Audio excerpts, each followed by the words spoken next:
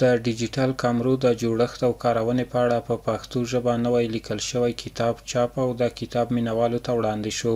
دغه کتاب چې دی تقریبا د 2.5 کالو شاوخوا کې د دې مکملې ویډیوګانې او همدغه د کتاب لیکل تکمیل شول.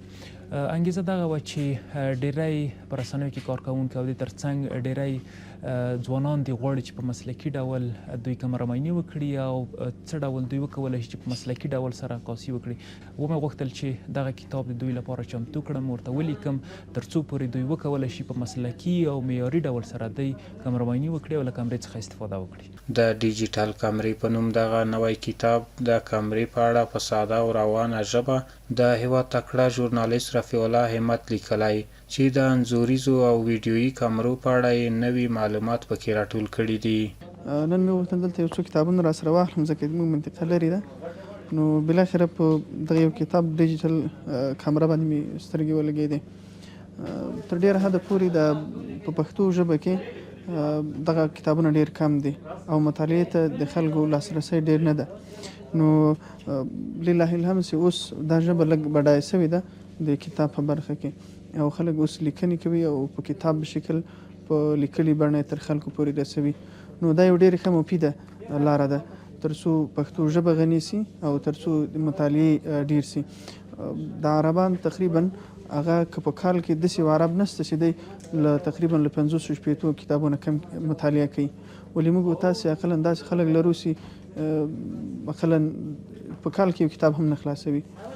نو که چیرې کتابونه ډېر سي له خلکو سره ذوق او فکر ډېرېږي او بیا کار ورکوي او پښتو ژبه غني کېږي او د خلکو لپاره به دا سهولت پیدا کېږي.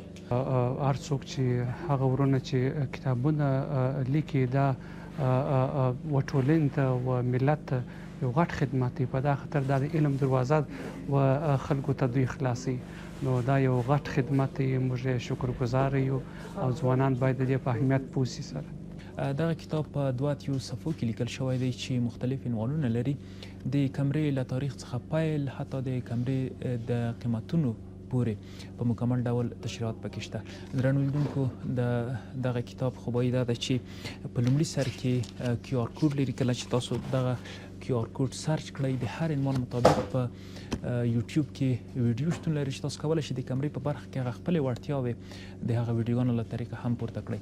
او ډېری عنوانونه په دوی کې مختلف عنوانونه دي چې د ځینو عنوانو یادونه یې درته وکړم چې د کمرې هارډویر د چې په کمره کې هارډویر برخه کومه ده او مکمل لینزونه څه ډول دي، د کومو لینزو څخه موږ تاسو استفاده وکړو، د رسنیو لپاره څه ډول شاټونه موږ تاسو ونیسو او د دې ترڅنګ زما انتخاب ستاسو لپاره چې په دې کې د مختلفو کمرو نوعیتونه دي، د مختلفو کمرو هغه کیفیتونه دي او د ترڅنګ د مختلفو کمرو قیمتونه هم پکې ذکر شوي دي چې تاسو کولی شئ کله چې وغواړئ کمره واخلئ د دغه عنوان له طریقه تاسو په دې باندې ښه پوه شئ چې څه ډول کمره زه د ځان لپاره واخلم. د ډیجیټل کمرې په نوم کتاب په 3 مخونو کې په 1000 جلدونو کې چاپ شوی دی چې د کمرو د کارونکو لپاره پکې نوي او په زړه پورې معلومات لیکل شوي دي. اوس مهال په کابل ښار کې په اکسوس کتاب پلورنځي کې د کتاب مینه والو ته وړاندې شوی دی.